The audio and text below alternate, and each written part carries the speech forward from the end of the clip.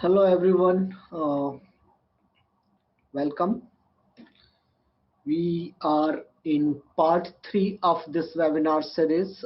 Today we are going to go over Python tools for analyzing NO2 data from Trapani and OMI sensor. This is going to be a 2-hour long session. We will try to take a break towards after 1 hour of the session. So before we move on, I would like to make sure that everybody has followed the instructions to prepare for this session, which includes installing Python with correct version, all the packages which we will require to read the Trapani and OMI data, as well as you have the codes and data downloaded for today's session. So please make sure if you have not downloaded or installed,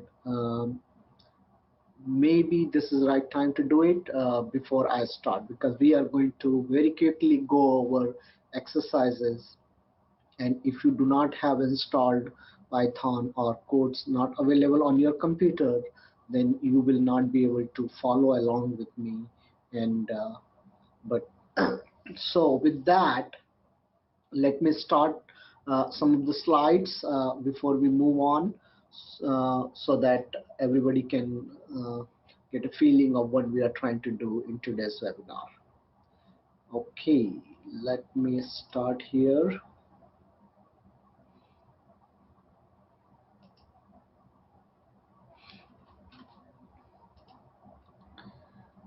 So again, my name is Pawan Gupta. I'm a research scientist here at NASA's Marshall Space Flight Center. My colleague, Dr. Melanie Violet-Cook, she is a research scientist at NASA's Goddard Space Flight Center in Washington, D.C. And we have colleague Salvin, who is helping us with this webinar series. So with that, I'm going to start on today's presentation. So the slide 1 basically showing the 3 sessions which we are on session 3 today, where we are going to talk about the Python tools for the Trapani and OMI data. In session 1, we did cover about the OMI data product, which is ozone monitoring instrument, and how to get the data, some of the fundamentals about the OMI instrument, and some basics about the getting NO2 data from the space observation. In session 2 last week, we did cover up, introduce the new European Space Agency sensors called Trapani, which is aboard Sentinel-5P satellite, which has been providing very high resolution space observations of NO2 and other trace gases, including aerosols. We did talk about how to get those data, and we did introduce several online tools where you can either get the data or visualize the data or extract various pieces of information about the data. So today is week session 3, and this is going to be a 2-hour long session where we are going to talk about the Python tools to read Trapani and OMI datasets.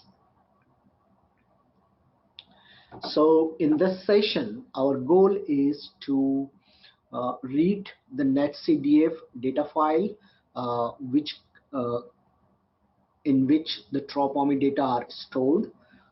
We will read and map the NO2 data specifically. We will show some example of aerosol index mapping as well, but the primary focus is the NO2 data.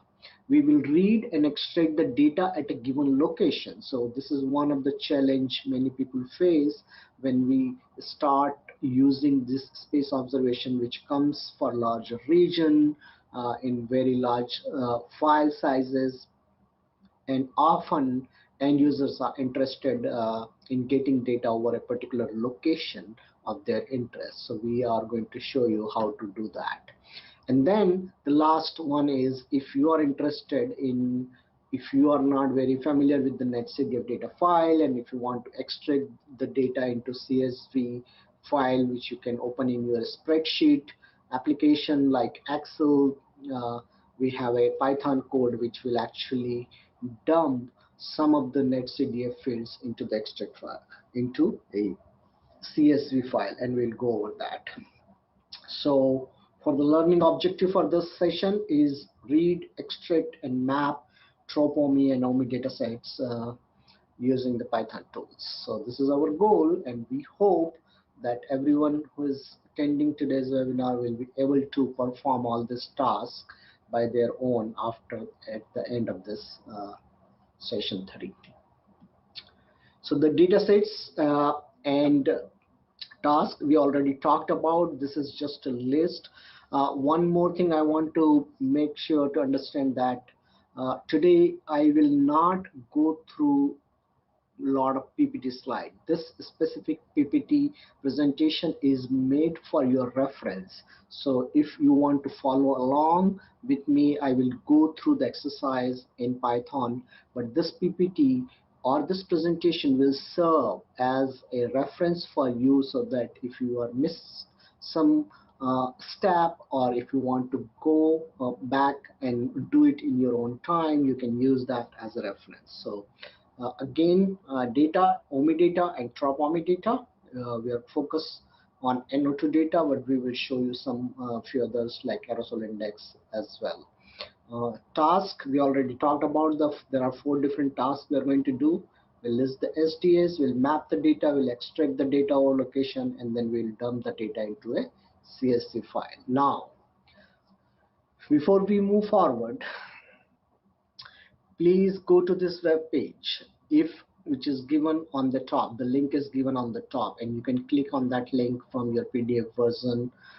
If you have not downloaded, please download the presentation slide, the OMI Python code and data, and the Trapani Python codes and data, and the Trapani NO2 data. All of those should be downloaded before we can move forward this. So for those who has done it already, that's very good. You can continue working. For those who has not done yet, please do it.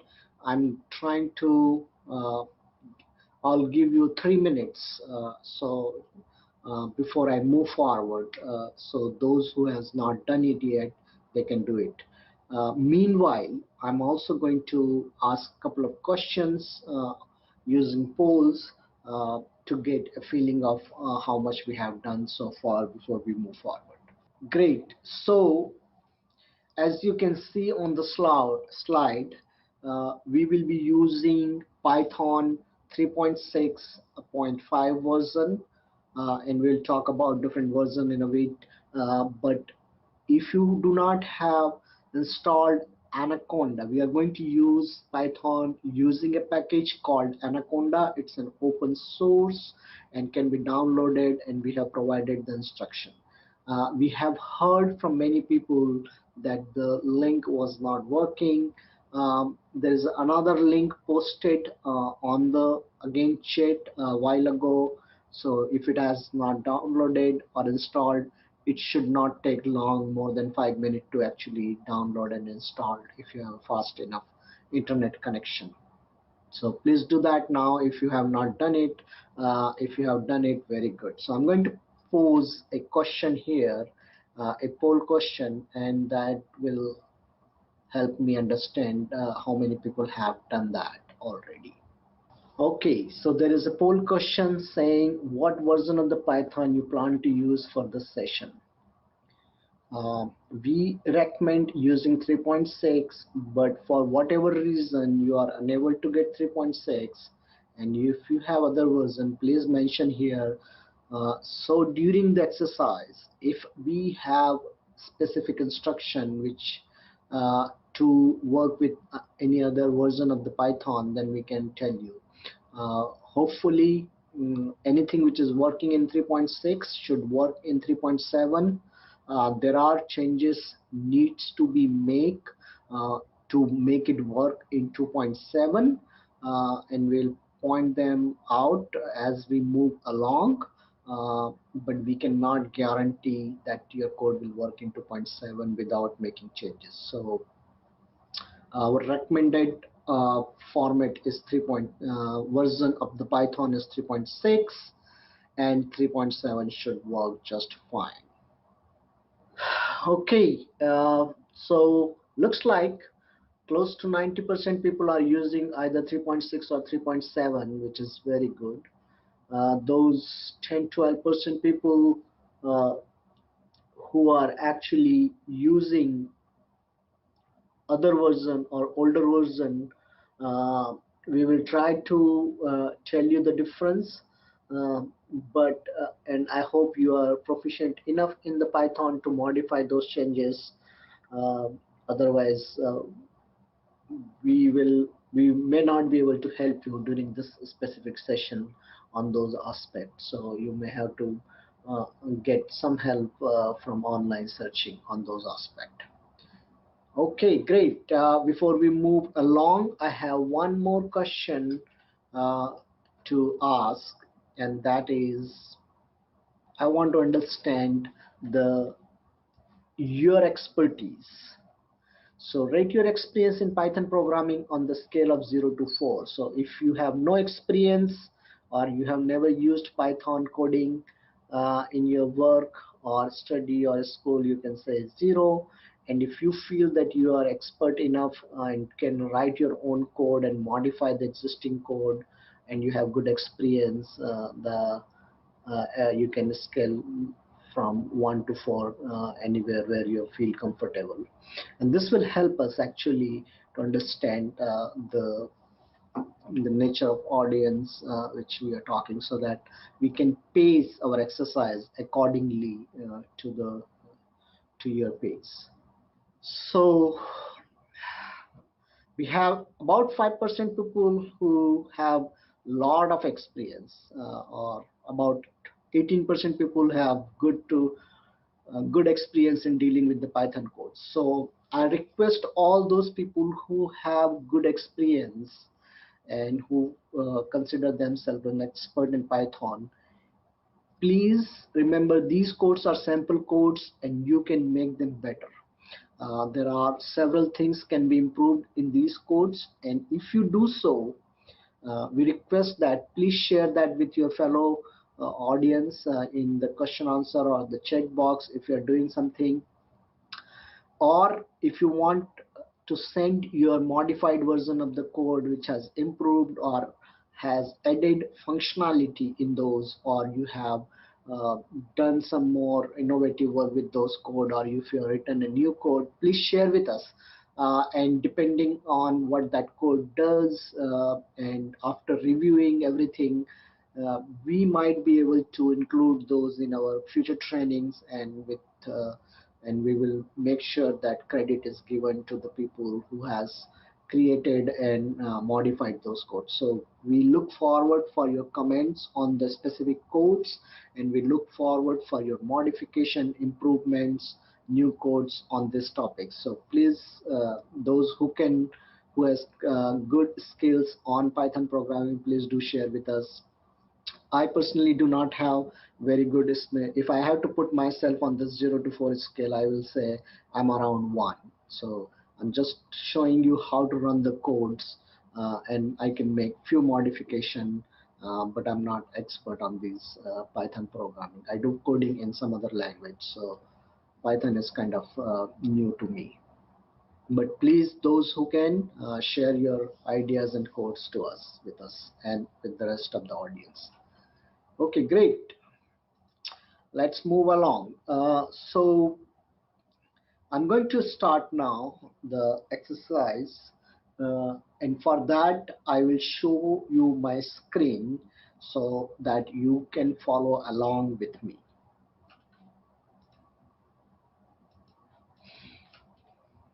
So I'm going to go out of the PowerPoint and then show you the screen.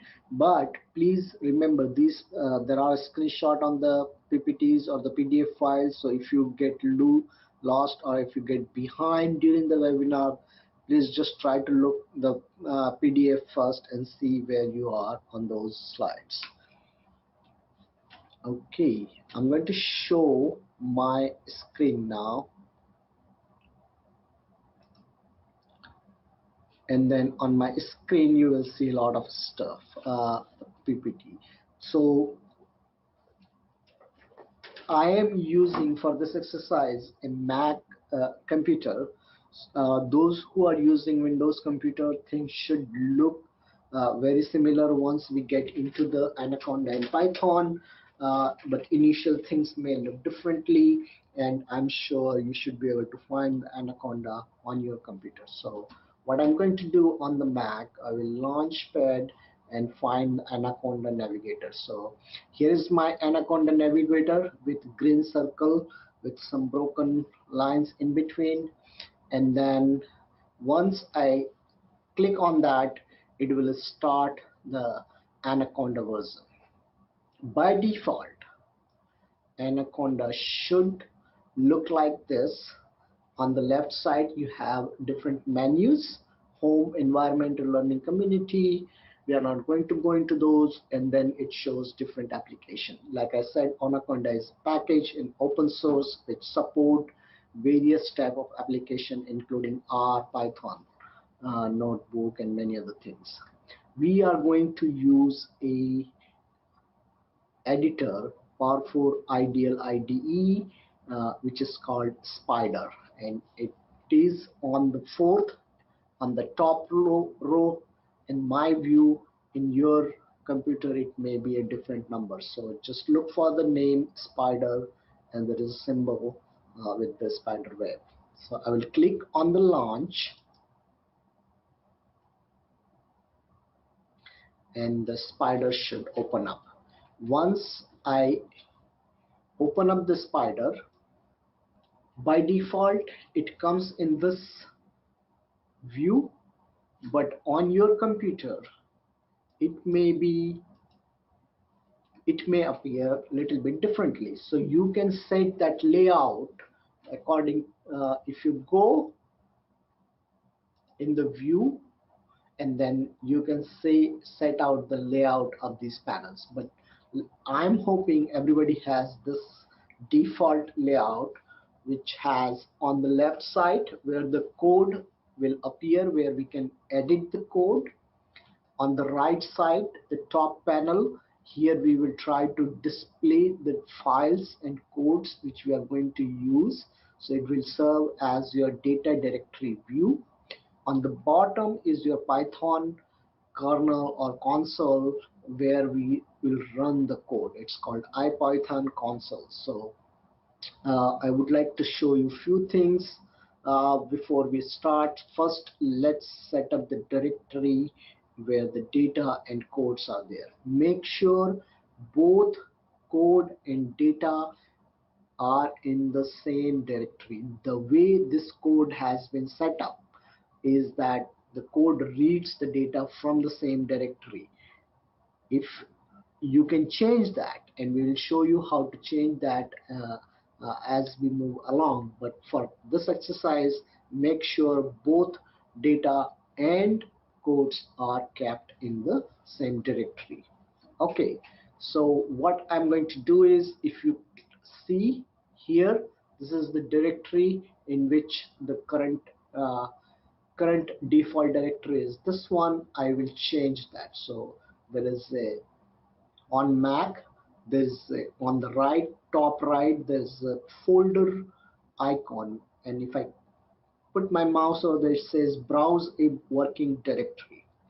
On window panel it should look similarly, it may look a little bit different, and I hope you can find it. So I will click on that, and then it will open up directories of my computer just like this in the pop-up window. For this specific training, I have created a folder under my training. This is 2019, and you may have a different directory structure. Session 3, data and codes. So this is the directory in which I will work on my computer, and I will say open. So now if you see the path of the directory, in which the data encodes. It has been displayed here, and what I can do is, if you go on the top right panel, then there are three options. It says Variable Explorer, File Explorer, and Help. Right now it says Help. I'm going to click File Explorer. Once I click that File Explorer, there are list of files in that directory start appearing. So you can see there is a text file, and then the .pys are the Python codes which we are going to use. And there's .nc, these are the Trapani data files. And we have already gone in last week presentation what these file names stand for. So for example, this AER AI is aerosol file, CO is carbon monoxide file, NO2 is NO2 file, CH4 is methane file. So those we have gone into details in week 2, in the last week for Trapani, and in the first session or for the OMI. Okay, moving along. Let me quickly ask a question here so that I can make sure that everybody is on the same page before I move forward. So you can respond here. How is it going means whether you are on the same. Have you opened Anaconda? Have you seen the 3 screen as I'm seeing on my computer, 3 different panels? Have you make sure your current working directory has all the data encodes, and can you visualize them here? If you can do all those tasks, please say yes, I'm moving along with you. If you are behind and need time, we will try to help, but you will have to, there is a limitation on how much we can help. Okay, so about 80% people are along with me, and then 20% people are behind. So I'm assuming those who do not have right version of Python, or they do not want to follow along. But just to make sure, those who wants to follow along, you open the Anaconda, then you will come up with a, let me actually show you very quickly the PowerPoint slide. So you open the Anaconda, you will see the list of different available editor. You click on the spider. Once you click on the spider, you will see default version with the 3 panel, layout with the 3 panel. Left side is the code area, right side top is where the files and will appears, or the directory area, and the bottom right is the IPython area where the code will run. And this is, the next one is the directory in which we have all those files. Okay, let's move along. Now, before we start, I want to show you one thing in the IPython console on the bottom right. So in this IPython console, on the right side, top right of the IPython console, where you can see my mouse, if you click on that icon, which is kind of setting icon, and if you click on that, there are various options here. And one of the options which we are going to use frequently throughout this session is called Restart Kernel. So this Restart Kernel, what it does is basically it will reset the IPython kernel so that all the variables are reset with the default. So when we run certain codes, some of the variables are saved in the IPython memory, and we don't want that to take over when we run the next code. Sometimes it can create the errors if your things are not set up properly. And like I said, these codes are not really very professionally written, so there are things which we do not want to carry over, or sometimes if errors occur in one code, then it can propagate into the next running. So we want to make sure we reset this kernel, and I will remind you after each code we run. Okay, so the first thing we are going to do is run the test code. Uh, the test code is called testcode.py. You can click on the directory on the top, and if you double click there, it will open on your left side. So now you can see the individual code here, and this code is very simple. What this code is doing is just importing all the packages which we need to run the to read and extract and map the Trapani data. So you have NetCDF, NumPy, system calendar. These are, don't worry about those. Those are default, come with the Anaconda. The pandas which we are going to use to write the data as output, and the map and matplot, they will be used to make the map in the. So once your code is open, make sure do not edit anything. If you click on the left side, it become an editable window, and you will be easily able to edit things.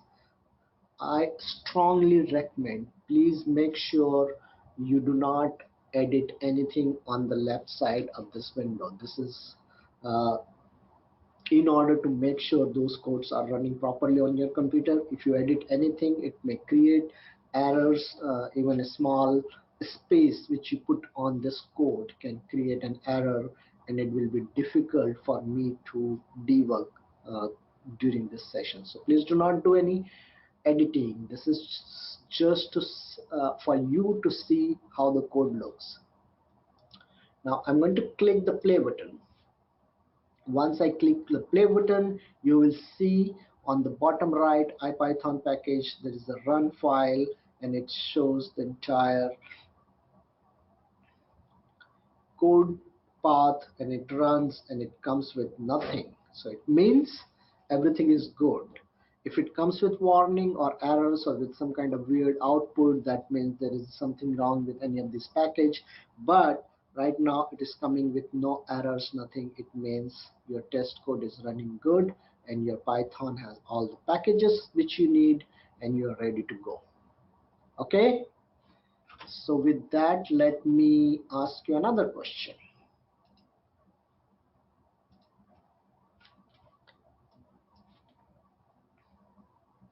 And while you are responding to this question, make sure you are resetting the kernel.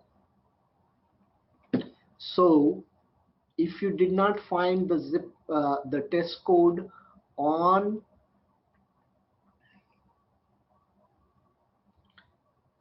the zip file which you downloaded from the page, I want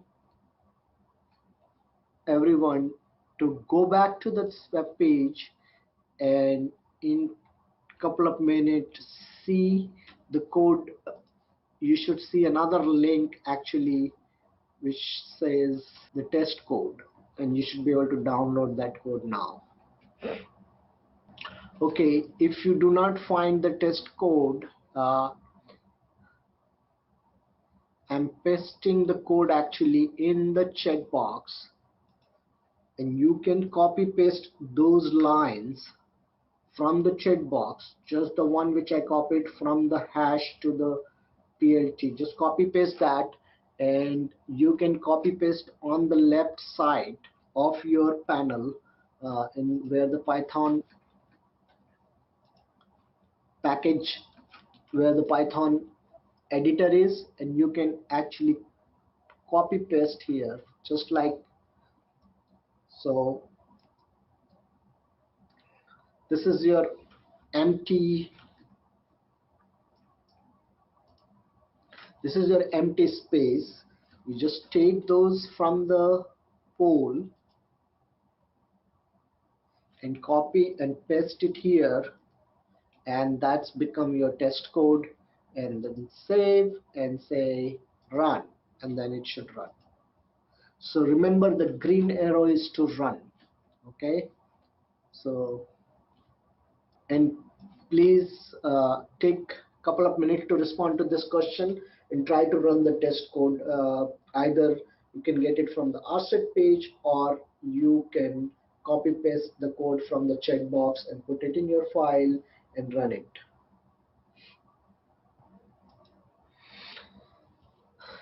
Okay, about 70% people have done this and it's working.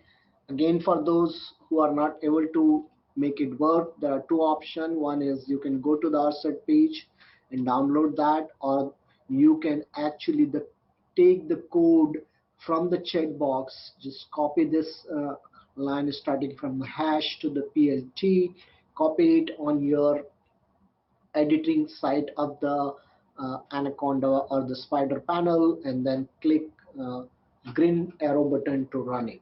With that, it should work.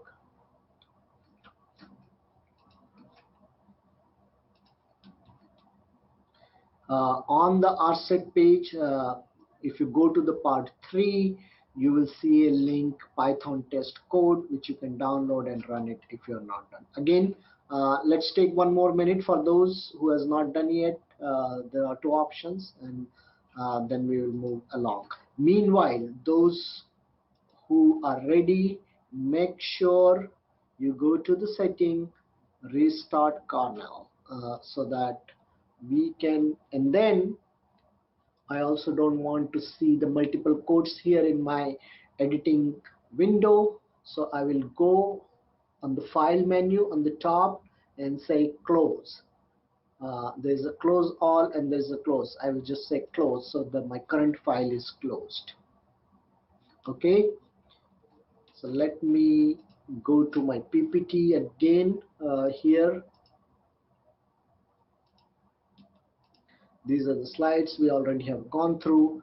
The next thing I want to make sure that everyone is able to do it.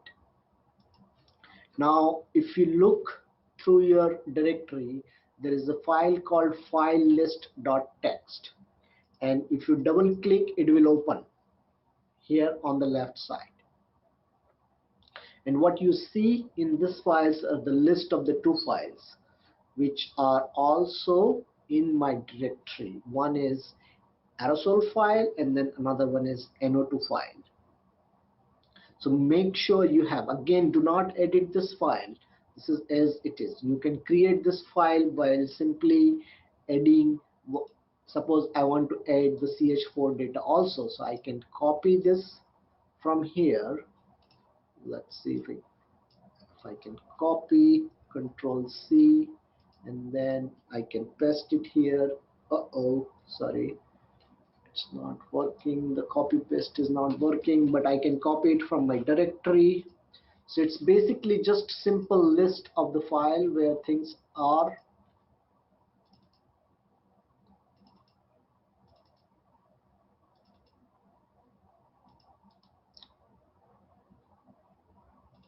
Copied here and then I pasted it here. So this is just another list of the file in which we are going to process the data.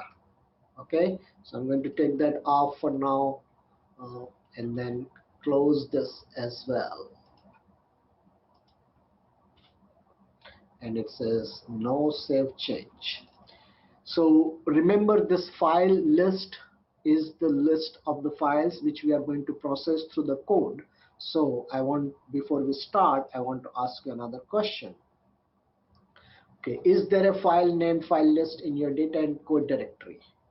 This is very important. If you do not have this, then you won't able to run any of the code successfully, because all the data it reads from this file. If that file list which you want to process is not in this file list, your code will not work. Moving along, the first code which we are going to go through is, so I'm going to switch between PowerPoint slides and the real exercise just to give you what we are trying to do here. So now we are going to do read those netcdf file, and first task we will do is print SDS.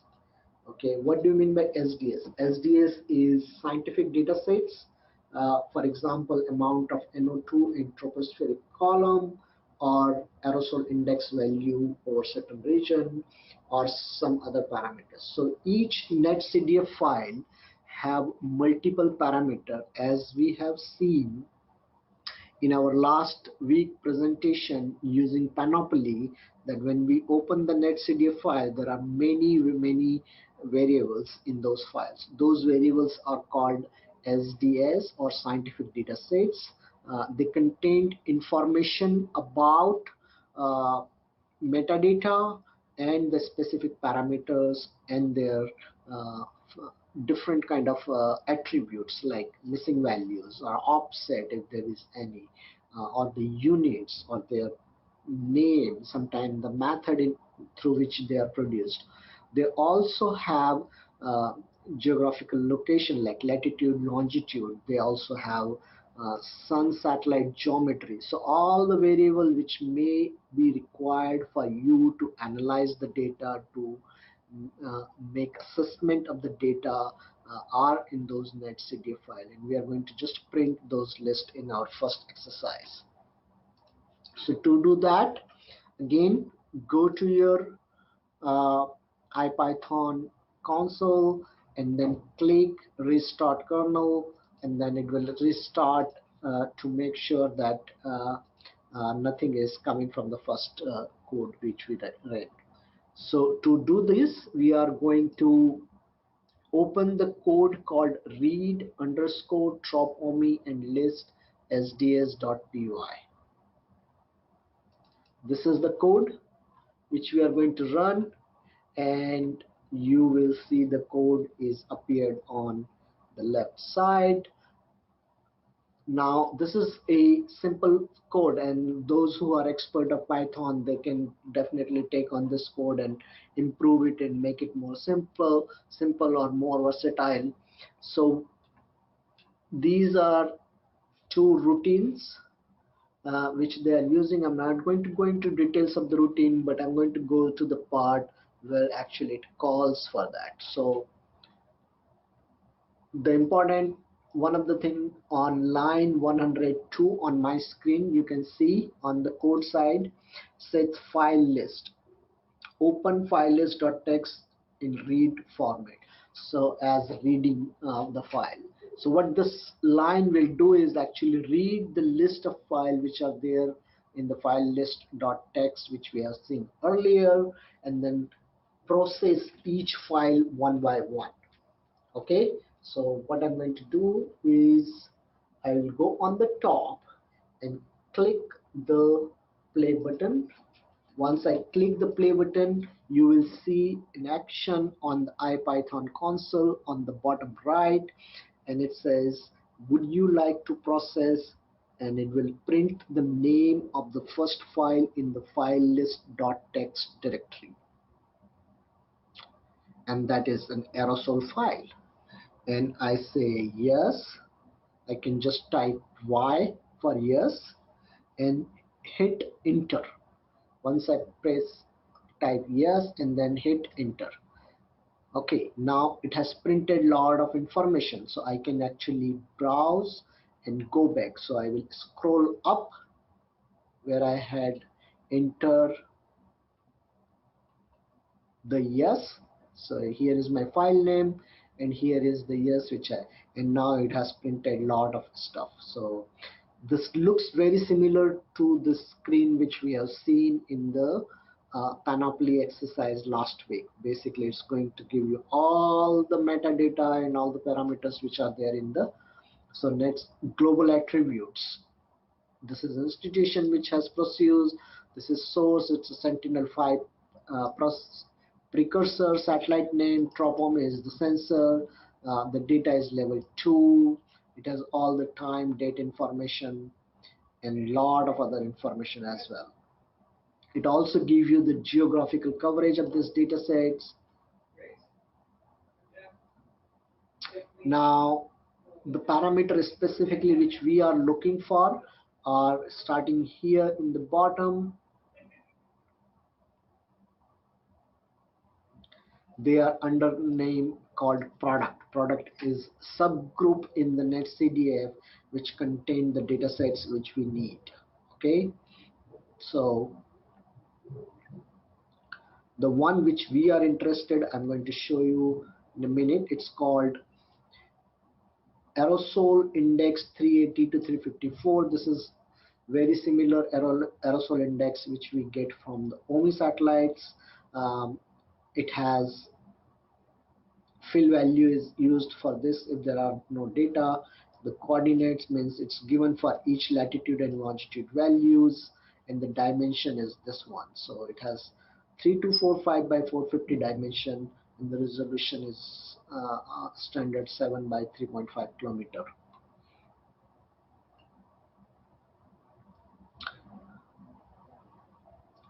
Okay, so it is printed all the SDS. Now I'm going to print the same thing because the next file in my list is NO2 file.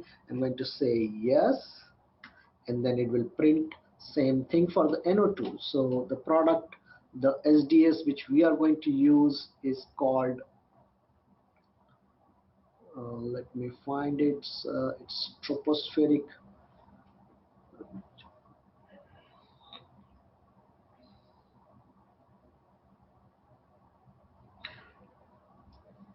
It's called tropospheric nitrogen dioxide tropospheric column, or the standard name is tropospheric mole content of nitrogen dioxide.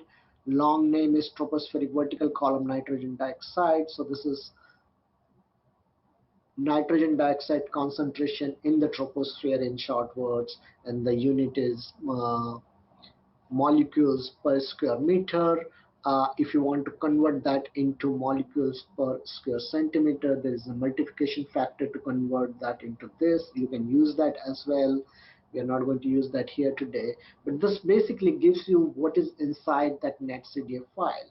And since we only had two files, the program came out and then it basically shows. So this is very simple code to see if you are wondering what is inside that netcdf file. So this is all the things they have, and we will use this information to read those specific parameter in other codes as we go along. Okay, I'm going to move along. We'll show one more code and then we'll take a 5-minute break, and then we'll do the remaining codes on the Trapani and OMI. So the first step I'm going to do before I move to the next code, let me show you my PPT, and then it will basically shows the different part of the code again where you can edit. If you have a different file list, you can change the name.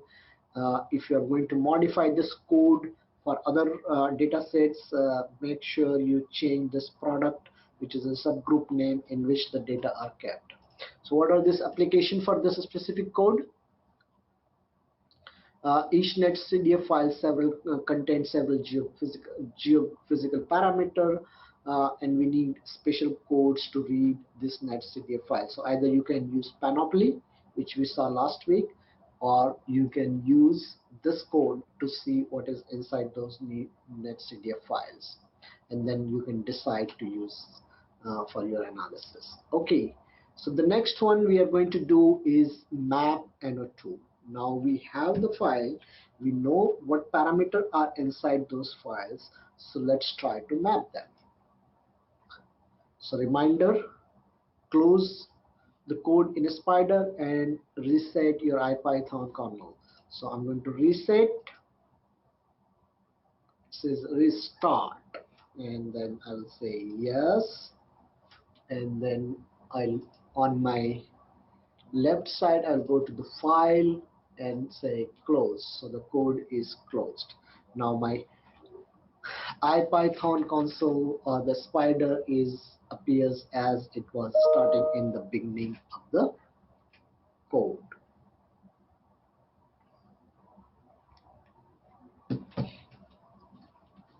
Now those people who are having issues or getting errors, make sure you have all those libraries.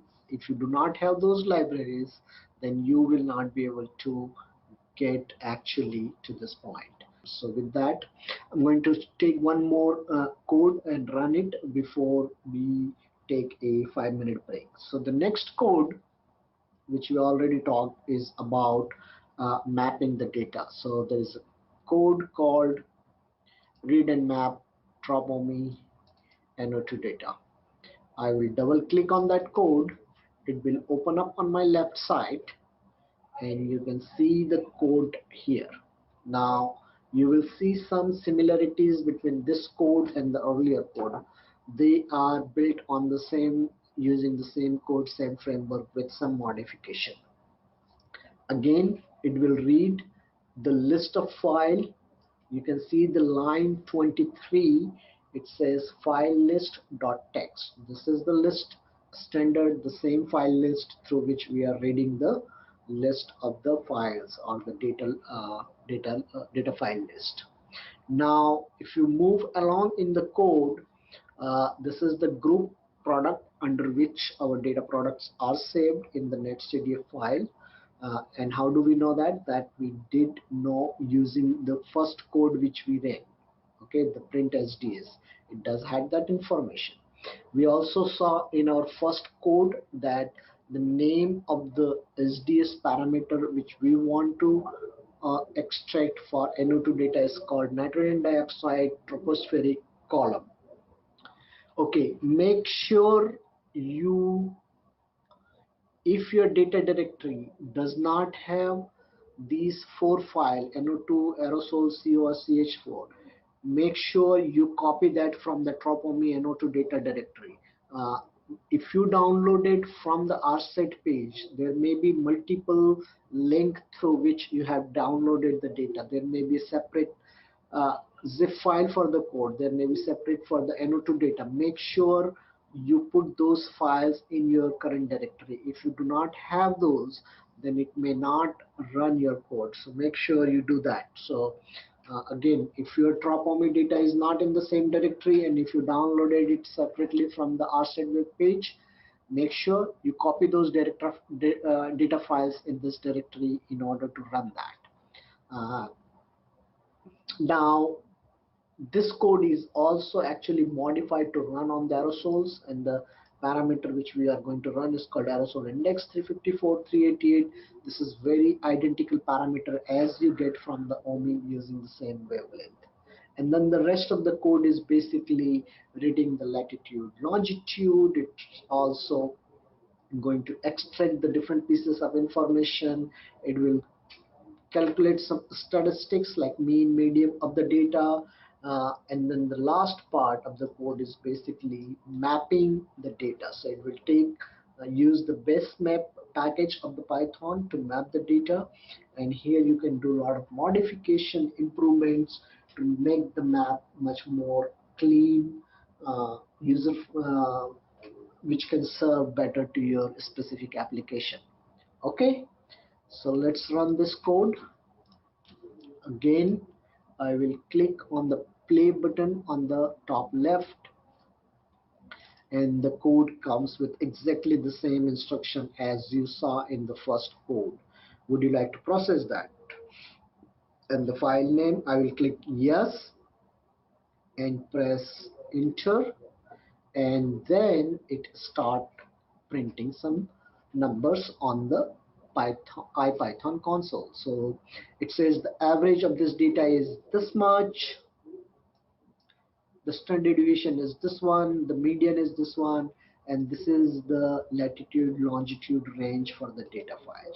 Now the next question it is asking is, would you like to create a map of this data? Please say yes or no. Yes, and then again press enter, and then it will take some time and then create a map. So this is, remember, it shows a map on your screen here, and the title of the map is the name of the file from which we are reading the data, and then on the subtitle it says aerosol index from 380. This is the long name of the SDS which we are reading here, aerosol index 354.380. So the long name of this is called aerosol index from this to this, and the values are plotted on the map as color scale -2 to 4. Now the aerosol index, those who understand, it's a UV index of which represent the amount of absorbing aerosols in the atmosphere, and this specific file represent data from August 2018 last year. And there were, during this observational period, there were several fires in the United States and the Canada, and those produced very high, those emitted a lot of smoke in the atmosphere, and smoke is an absorbing type of aerosol and create high values of aerosol index. So you see red color over the US and Canada, that's nothing but smoke in the atmosphere and shown as high values. Negative values of aerosol index are typically represented either it's cloud or scattering type of aerosols in different places. So now this code is going to ask you, would you like to save this map? I will say yes. And once I say yes, watch the top screen where the file explorer. You should see a image created .png. So it will have the same name as the data file and will say .png. Again, you can change that in the code. So here is the out full file name. I took just the file name and took out the last three .nc. Instead of that, I put .png. You can change this file name anything you like. And if I open this file, you will see a image file is open. You can again clean this map, modify, you can specify different location, project it, and make it better for your own presentation. But this is again a sample code for you to run. Now once the map is shown as PNG, it will go to the next file. It will do the same thing. Our next file is NO2 file. So anyway, before we take a break, I want to show you the NO2 map also. So my code is asking, would you like to process the NO2 file? I'm going to say yes and hit enter.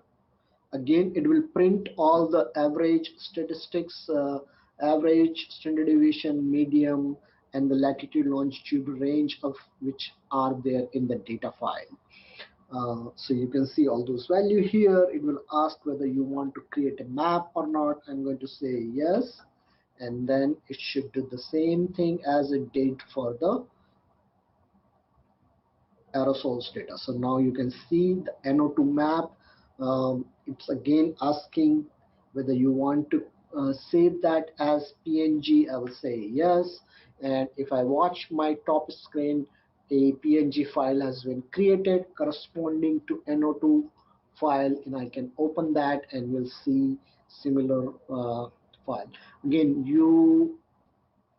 these codes are again sample codes. You can customize this code, how this color scale should be visible, in what kind of unit it should be, how the title should look, how the map should look, should map plot the entire granule.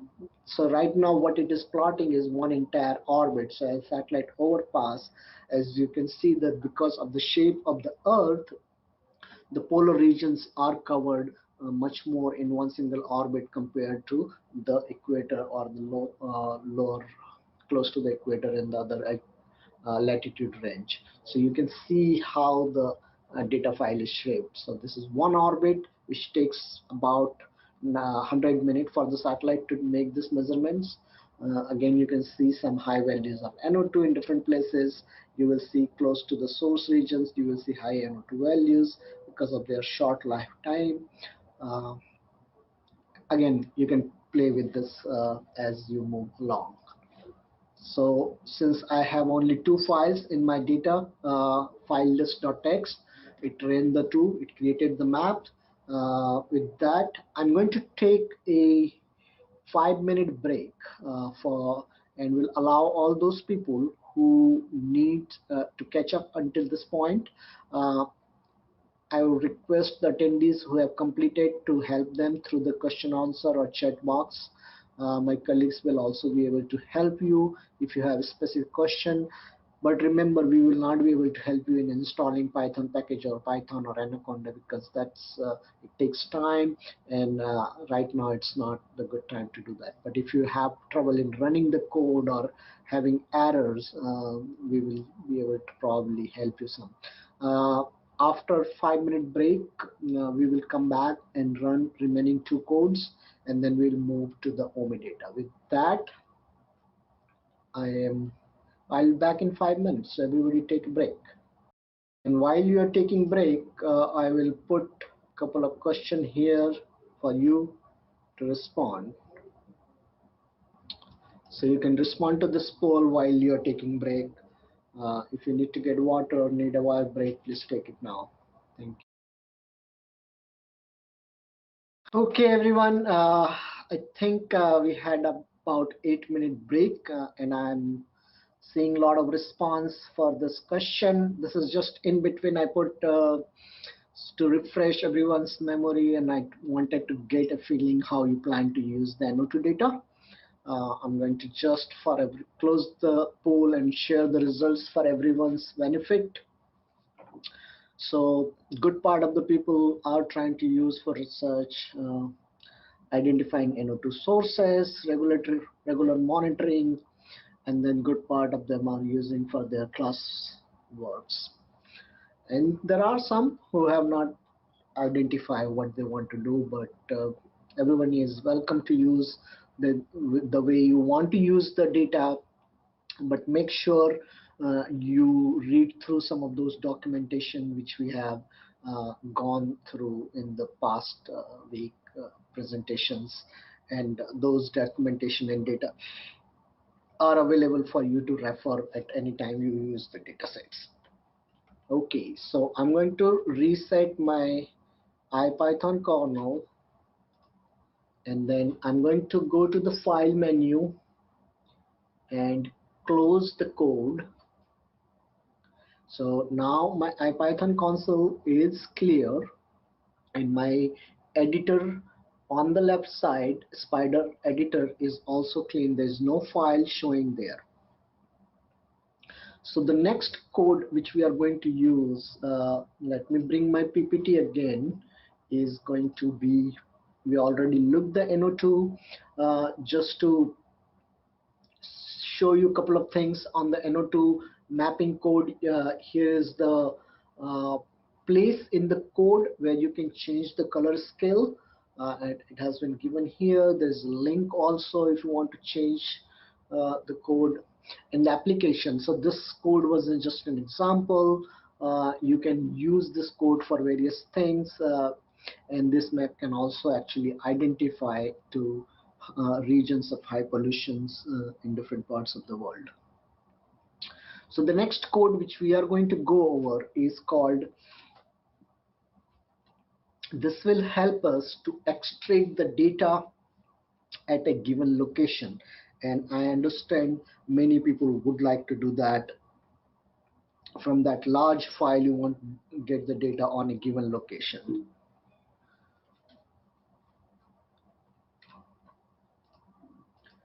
Again, similar instruction.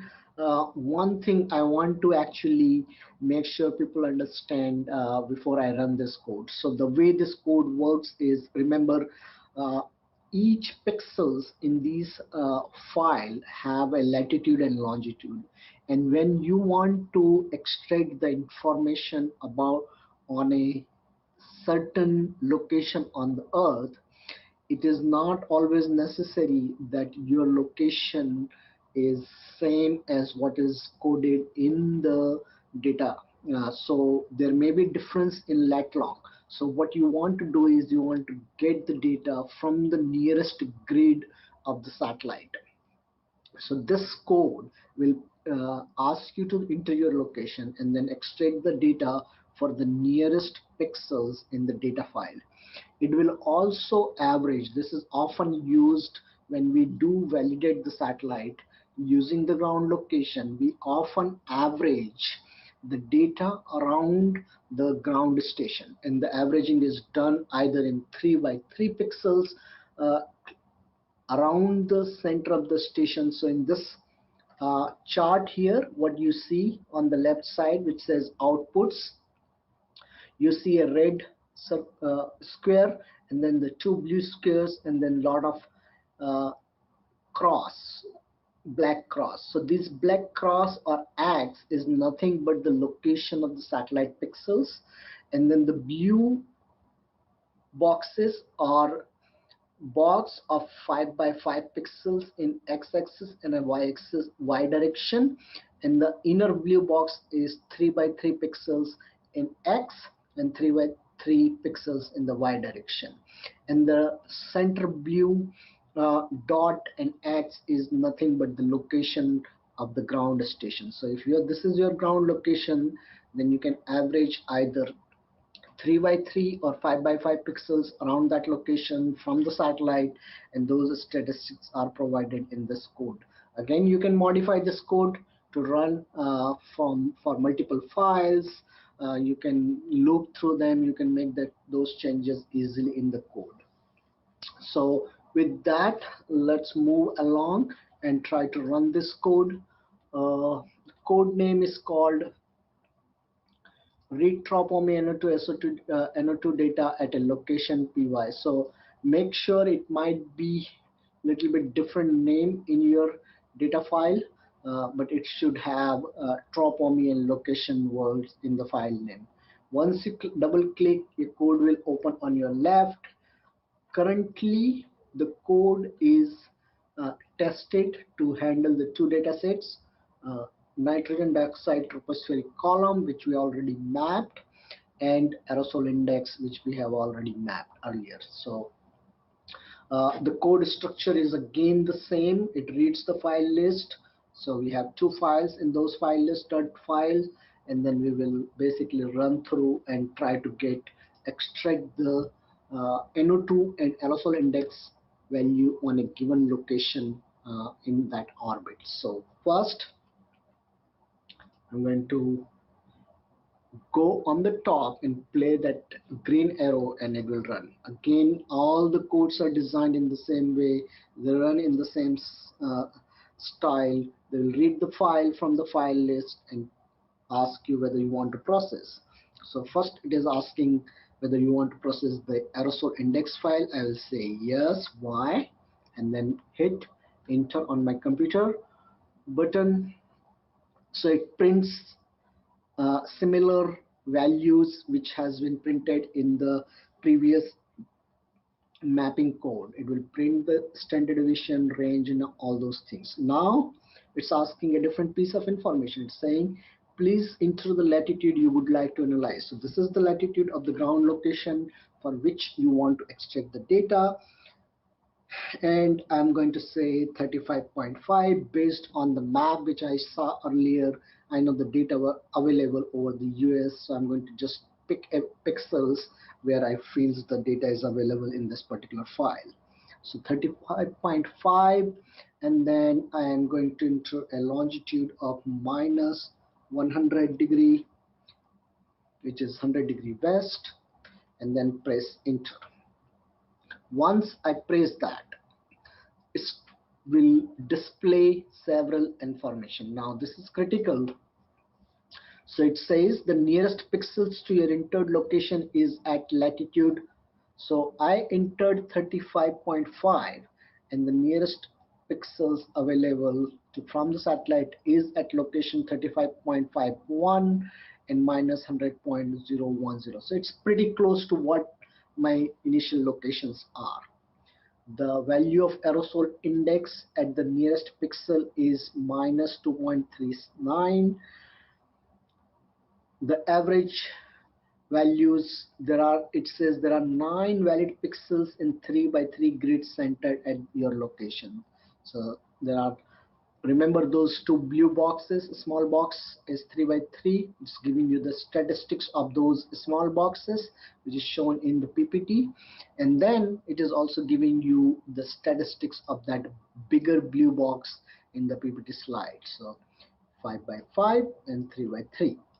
Now this is for aerosol index file. Now since it has processed these values, now let's assume you want to get this value for thousands of files. So you can go into the code and change the way it is asking. You can hard code these locations of so here in the code, here is the place line 84 to 87. Here is the place where it is asking the location information. You can hard code if you have only one station. You can change the code if you have a list of location, and then it will print for every single things. And you can also dump the data into actually a file. Again, all those modification in the code, you can do it easily. We are not going to do here. We are just showing you a sample codes which you can take and use it and modify it according to your own needs. So next file, it is asking for the NO2. I'm going to say yes and enter again. It will display, print out same information it has done for aerosol file. I'm going to print the same location as I put for my aerosol file, and then it will print actually the values corresponding to nearest pixel. The tropospheric vertical column nitrogen oxide is this much, and then it is giving me the statistics of the 3x3 and then the statistics of 5x5 pixels around, and then program ends because there were only two files. Before moving to the next code, actually I'm going to show some application of this code, which is very critical. So if you look at the slide, usually you can modify this code to validate the satellite data, and one of the important steps in validating is extracting the satellite data on a given ground location. So on the left you can see somebody has run the code for several months from February 2011 to October 2012 and extracted the data from OMI sensors and plotted as a time series. And you can do that. This code will help you to do this, perform this task. It will not plot a time series, but you can write another piece of code which will plot the time series after extracting the data. On the right, it just shows the results of some of the validation studies. We have already seen this plot in our part 1 of the presentation, where we talked about the OMI data, and the similar code can be used to perform this kind of analysis. So there are several applications for this kind of code. Okay, so the next one is, suppose let's say you want to analyze the data into Excel and you want to just basically dump everything which is there in NetCDF file, or certain variables, not everything but some variables which you are going to use for further analysis, and you just want to put them in a CSV which you can handle much more, or you can see how things are looking in the data. It can be opened in any spreadsheet files, things like that. So we have a code to do that.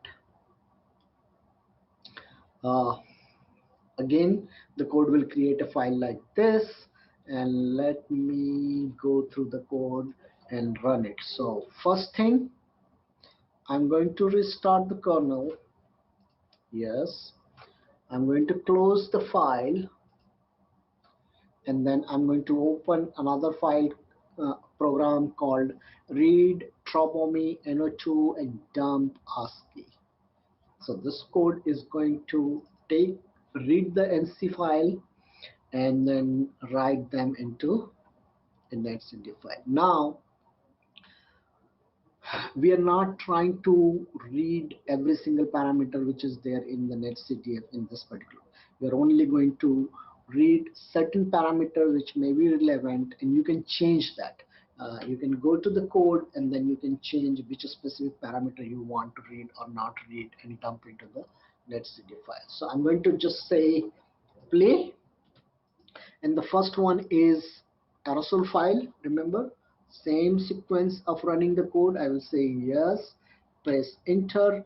Now remember, this task is it's time consuming because it has to read a lot of data and put that into CSV file, so it may take a little bit longer. So now what it has done is It says this is a Trapani aerosol index file.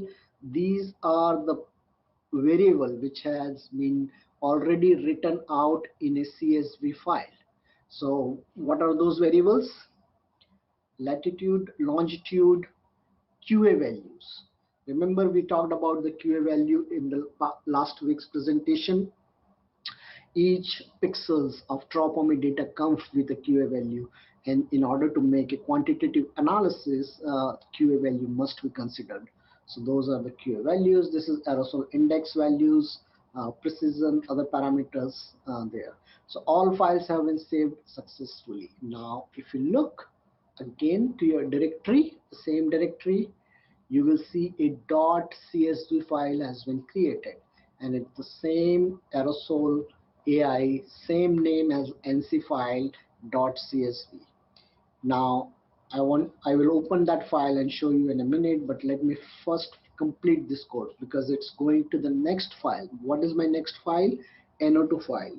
Again, it's asking if you want to process or no. I say yes, hit enter, and then this is an Trapani NO2 file, and it's reading the data right now, and then once it reads, it will print all those variables.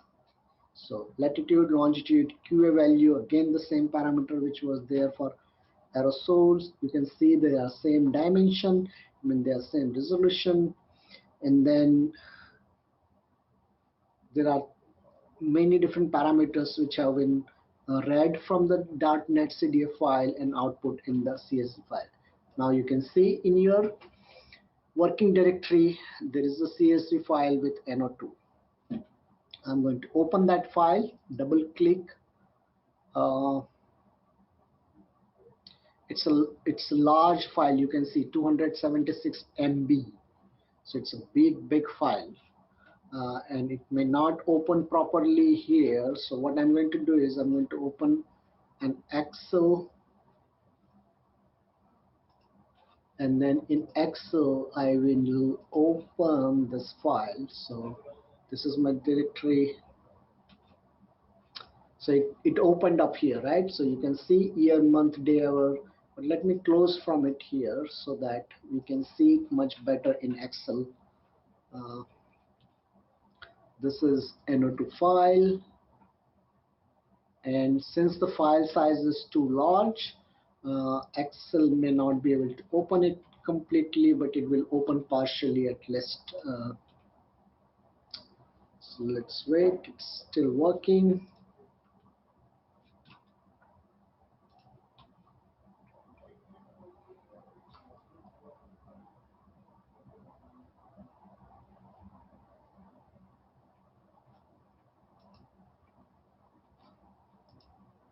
Oh, it's taking time. Okay, it says alert file not loaded completely. That is okay because I just want to see what is inside. It may not load because the file size is big. That's why there's not enough number of rows in Access to load all. But good thing is you have the data now in very simple ASCII format, which you can see through and use it as you need. So you have year, month, day, hour, minute, second of the observation. You can see actually the time is changing as satellite is moving in different parts of the world through that orbit. And then latitude, longitude, QA values, and then all the parameters which you need. So nitrogen dioxide, troposphere, this is the one which we are mapping. And then the other parameter, air mass factor, which we talked in last week presentation to use to convert the slant column density into the vertical column density. I'm going to close this. Don't save change. So these files are created here.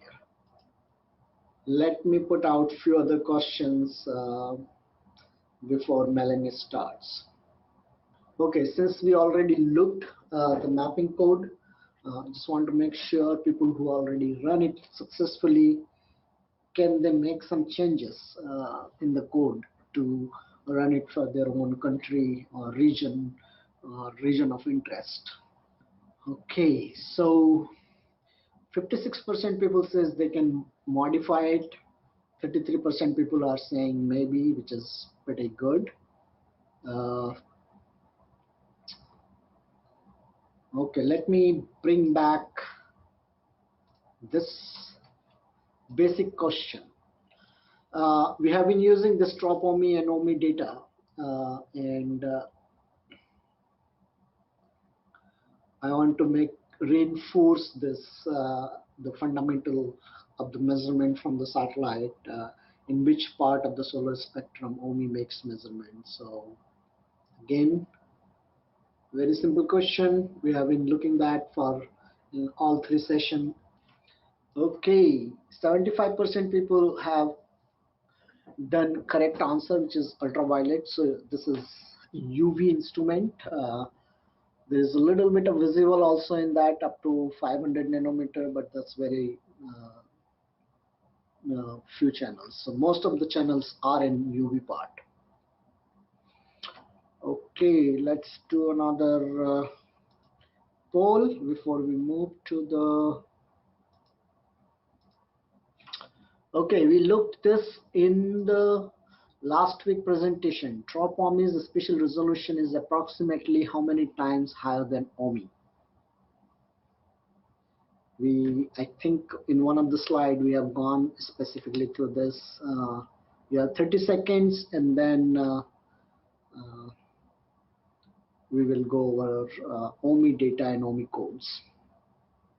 Okay, so the Trapani is about 6 times higher than OMI. 90%, 91% people responded correctly, which is very good. So if you are wondering, you have to calculate the area for the pixels. If you calculate the area of the pixels, considering 13 by 24 for OMI and 7 by 3.5 for or 7 by 7 for Trapani, then you comes with a number which is about 6 times. So great. With that, I'm going to transfer to Melanie, and she will actually go over some of the OMI codes to do similar stuff. So Melanie, you can take over now. Great, thank you, Pawan. Can you see my screen? Oh, no, showing my screen. Yes, we can see it. Okay, so hi everybody. So we're running late, so we're gonna take about 10-15 minutes to go over the very similar codes, but for the OMI instrument. I'm gonna go pretty quickly through this, but I wanna let everybody know about a previous webinar that we did last year, actually. You can find it on the ARSET webpage under Health and Air Quality Online Trainings. It's called Data Analysis Tools for High Resolution Air Quality Satellite Datasets, where we had an entire session dedicated to these OMI codes. So that's where you can find more information about these. So we're going to be looking we're going to be using Spider, just like Pawan showed. But I'm using a Windows environment. So for those Windows users, you'll be able to see the slightly different interface. So hopefully everybody has downloaded the OMI Python codes and data zip file seen here. Inside this file contains file list.txt, again, very similar to OMI NO2 data files, and the codes we're going to use. So just so I can know, I'm going to open a poll to see if everybody has these things all in one directory. Okay, I'm already seeing a couple people saying they don't have these. They can be located on the training page for this webinar series in a zip file. You can just download the zip file and unzip it, and everything should be in the same directory. About 50% of people have answered, and most people are kind of set and ready to go. So we're going to continue because we are a little bit short on time. So here you see my working Spider window. My code's very similar to what Pawan showed is here on the left. My working directory with all of my file list.txt, my data, and my codes are here. on the upper right in my File Explorer pane, and I've got a terminal, an IPython terminal open on the right. The first code we're going to go through is the read OMI NO2 SO2 and list SDS.py. And very similar to what Pawan showed, here is where it opens the file list.txt. This can be any name that you want. And this particular code is going to list the different variables in the data fields structure within the HDF file. I've also included another code, which is read OMI NO2 SO2 and list SDS geo, which very specifically reads the geolocation variables, such as solar zenith angle. So if we, just like Pawan showed, we've got our code up here, we run it. It's asking if we would like to process the first file in our file list.txt, which is our OMI NO2 file. We say yes. And it lists each variable contained within the data file as well as the dimensions of the variable. I'm including that information here because it's relevant for a later code. So you can see some of the things that we talked about yesterday. Back on Tuesday, last Tuesday. Cloud radiance fraction, total column amount NO2, column amount NO2 trope, column amount NO2 strat, quality flags, scattering weights, detailed information about each of these variables can be found in the file specification document that you can find on the GES disk. So if we want to process the next file, it's going to be the same because they're both OMI NO2 files. If we restart our console and click on our geolocation,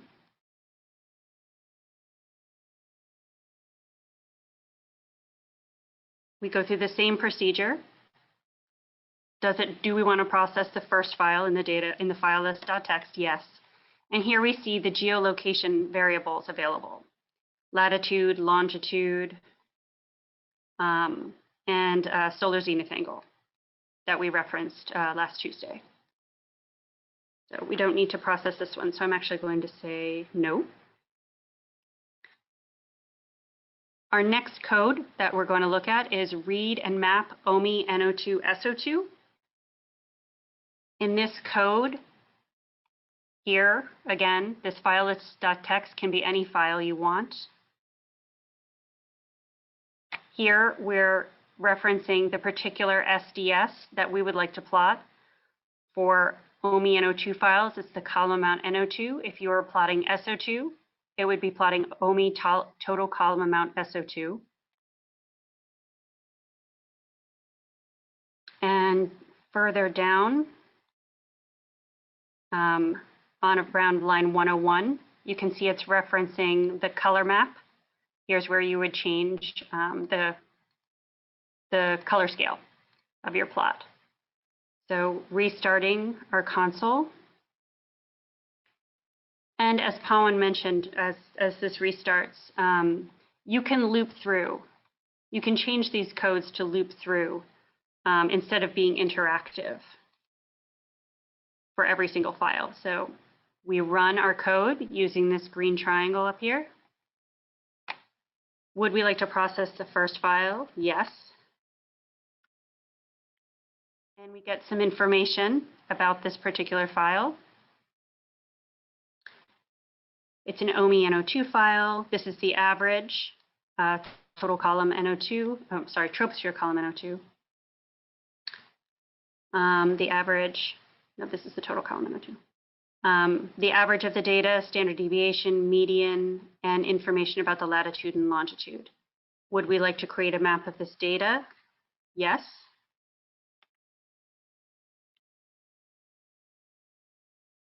And we see a preview of our map.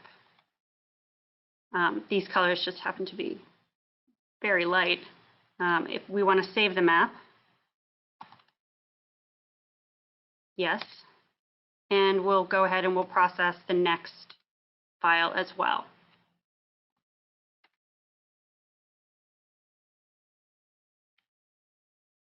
So you can see the reason for the difference in color is the scale.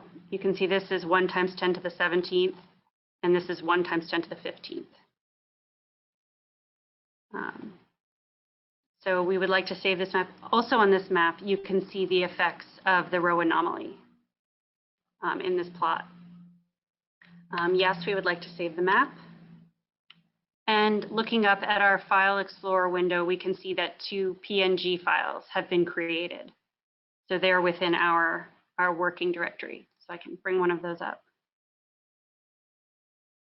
So we now have those saved.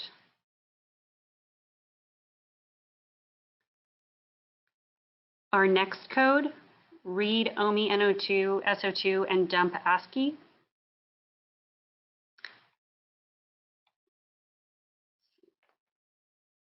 Here is where we list the SDS we want to output, and this is why I included the dimensions in the list SDS code, because when you choose your SDS to output, they all have to be the same dimension. Otherwise, the code will give you an error. And again, you can change this code to loop through many files instead of having it be interactive. We're going to restart our console.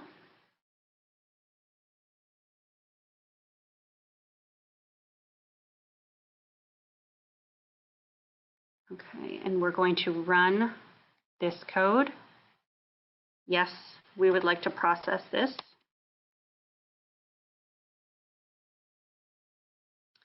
It says all files have been saved successfully, and you can see we have a text file up here. We'll output the next one as well.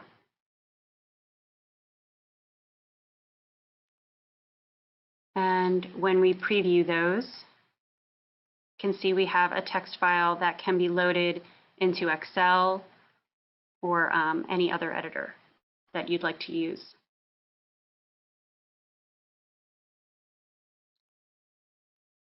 Our last code is read OMI NO2 SO2 at a given location, or at a location.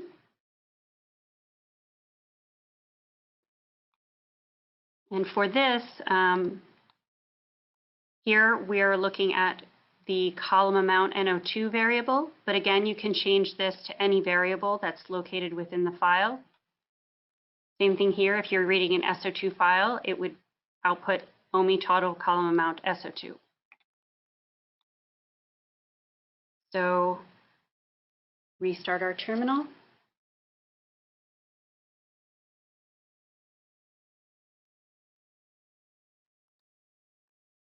Okay, when we run this code, as we saw with pollen, yes, we would like to process it.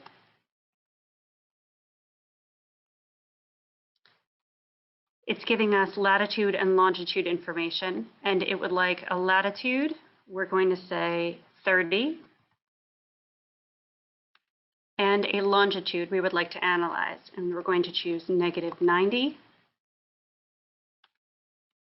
And then we get information about nearest pixels to that location. So the nearest pixel to that location is at this latitude and longitude. This is the value of that pixel. There are 9 valid pixels in a 3x3 grid. It gives you some statistics about that grid, and in a 5x5 grid. Looking at the next file, we're going to look at the same location. Oops.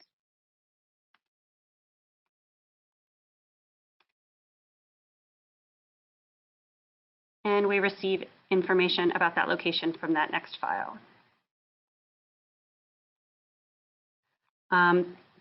Using this, you can pull in, OMI data for a given location you can automate this to loop over many other files.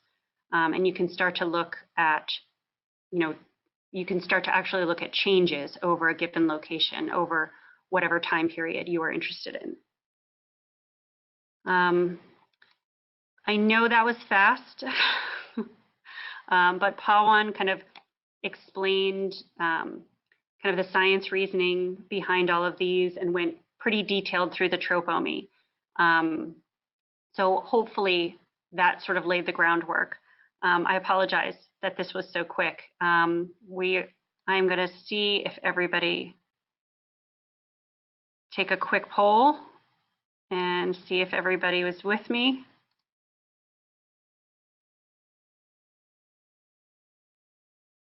Okay, so it looks like about 90% of you are with me. I apologize for those who are behind. This recording will be available about tomorrow or the next day as a resource. You can also email us or you can check out our detailed OMI, NO2, and SO2 webinar that we gave last year that I pointed to earlier. At this point, I think we're going to take about a minute and then we will start the Q&A. Thank you, Melanie. Okay, before we take Q&A, I'm going to very quickly show you a bug which somebody helped to find. Okay, so somebody actually pointed out there is a bug actually in the code, and I want to make sure everybody is able to correct it. We will correct and post the corrected version on the website, but this is in the Trapani file data, the code which read the Trapani data and dump into a ASCII file or CSV file, which you can open in Excel spreadsheet.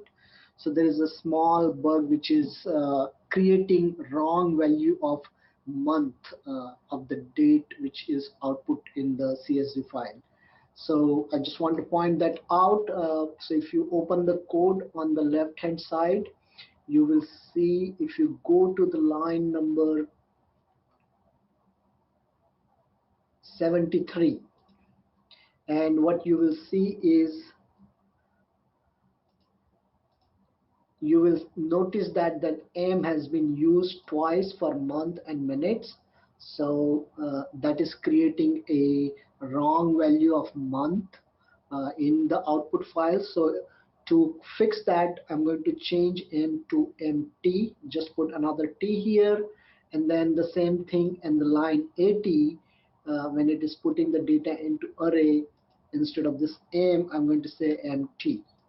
So line number 73 and line number 80, I have put this correction also in the chat box for you to correct it.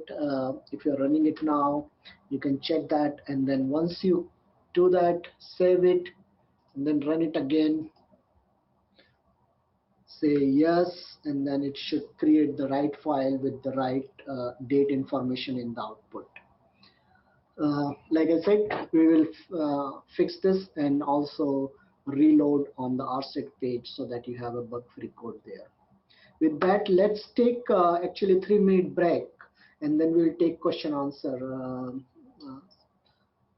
We'll start responding to the question answer in the transcripts, and then we'll post that later on the web page. Thank you.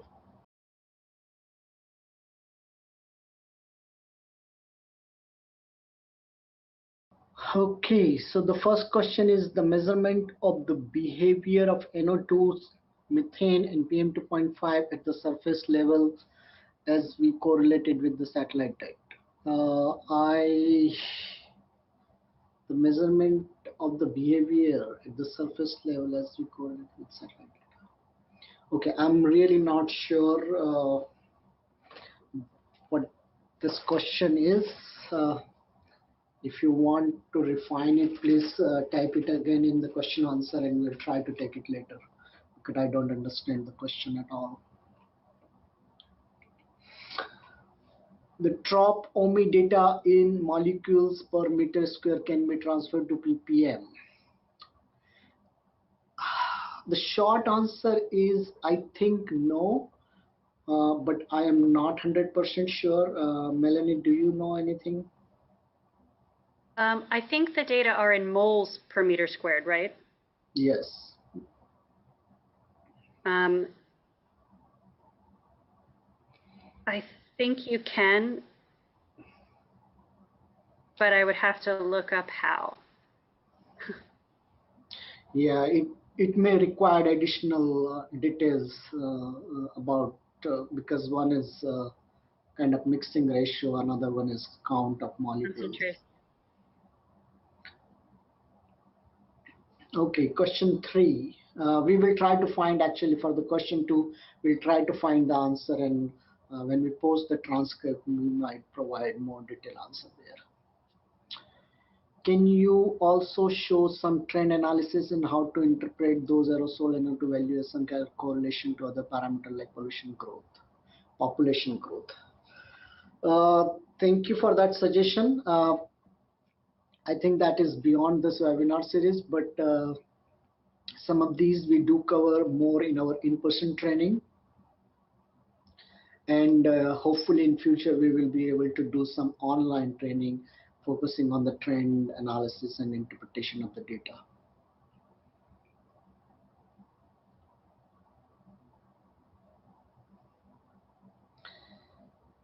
Question 4. When I saved my map as .png, the scale on the right shows up chopped up. Where is the code? Do you manage size and resolution?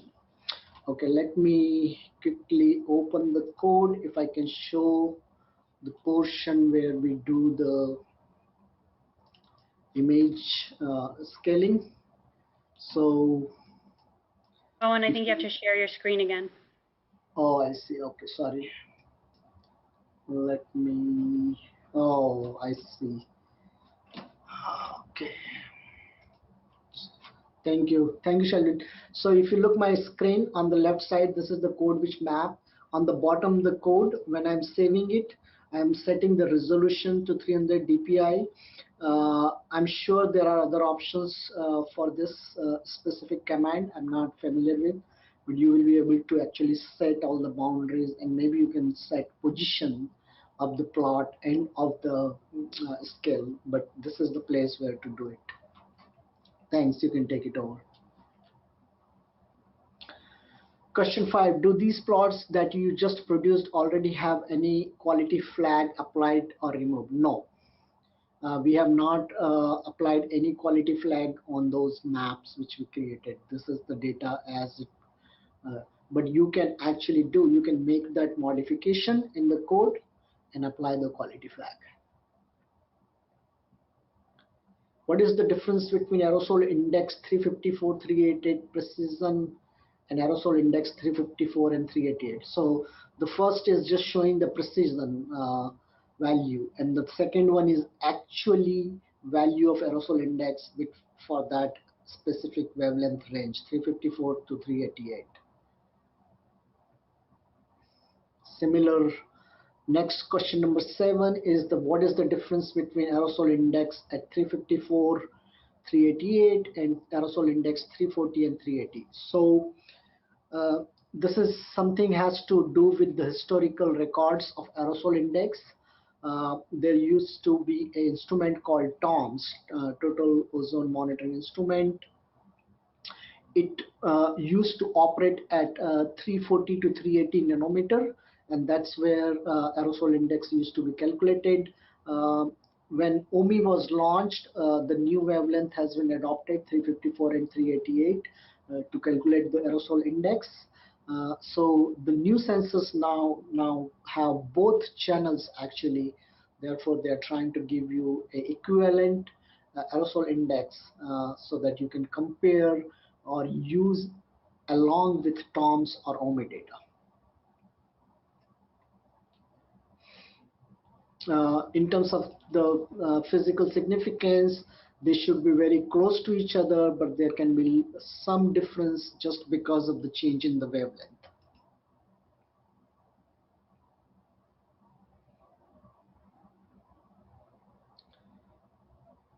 Question number 8.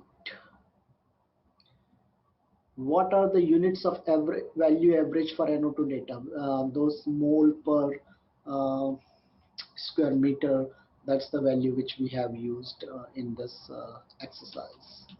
You can convert that into molecules per centimeter. There is a scaling factor given there, but in this currently we used the one which comes with the default.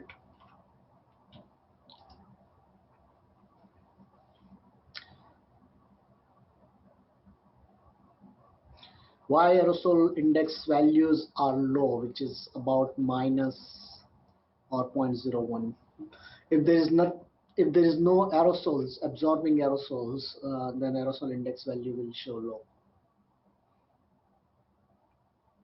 Tropospheric vertical column in which unit? Molecules per centimeter. Could you please remind where to look at the units?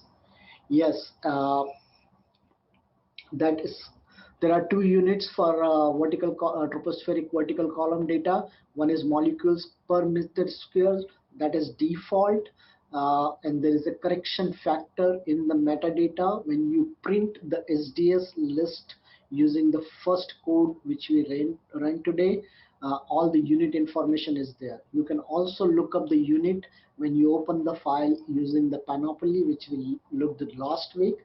There is a global attribute associated with each SDS parameter, which is unit, and that's where the unit information can be found.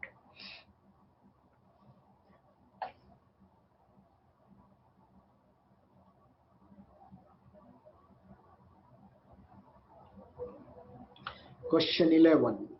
Extracting data in points. Does this script take consideration of pulling the centroid pixel value with 3 by 3 pixels level? Yes. First script finds nearest pixel to your ground location, and then do 3 by 3 averaging with that nearest pixel. It does not do any interpolation or average of the data. Question 12. In CSV file, why do we see month beyond 12? How do we need to understand that? That was a bug. We have just showed you how to correct that. We will make that correction and upload the corrected code on our website.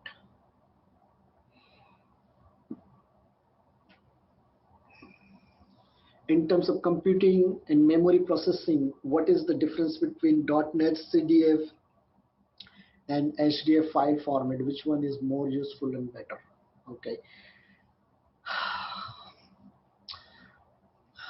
I don't think I know a lot of details about that, but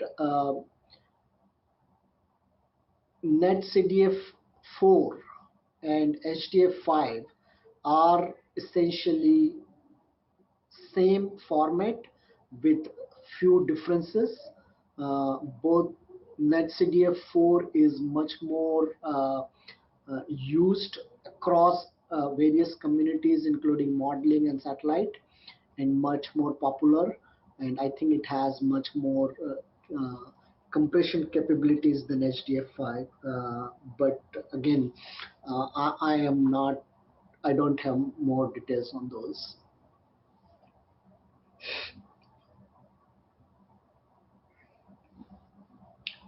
Question 14. How can I modify the code to map the Trapani aerosols for a small region like a country? In order to do that, you will have to change the lat-long boundary when you are plotting the data on the map. Again, in the code, in the portion where it calls for the base map, on around line 80 or 82, you will see it asks for upper latitude and upper longitude, and lower latitude and lower longitude, and you can make those boundaries change, and the data will plot. If the data is available in the file over your selected location, it will plot them there. So it should be pretty simple fix. QGIS useful NetCDF to CSV conversion. I think you can do it, but I'm not familiar with the QGIS.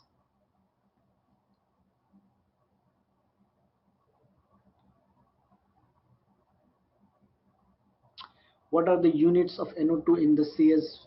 I believe it says CSV file be output. It's the same unit as we did in the map, molecules per meter square.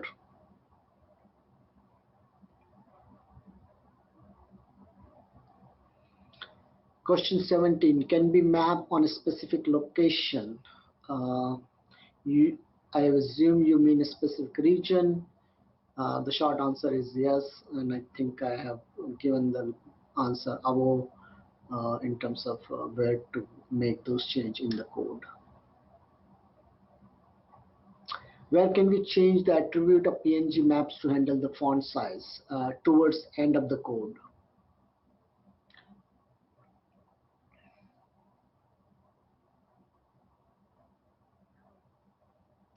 Should the magnitude of OMI and Trapani NO2 be comparable for the same lat-long grid?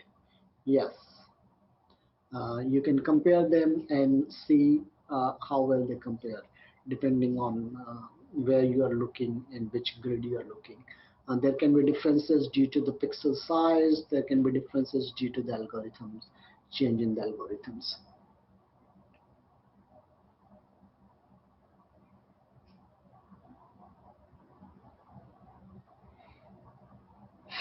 Question 20, it appears the question is related to the errors when you are importing netcdf.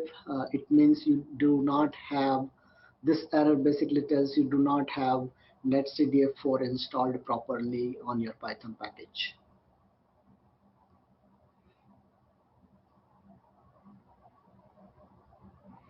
Question 21, could this data analysis be performed on any Earth observing imaging tool product?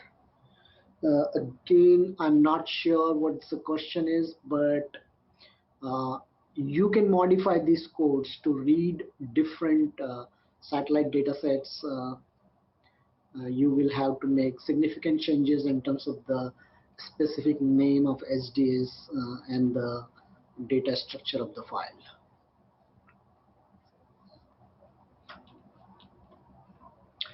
Okay, I think that's all we have.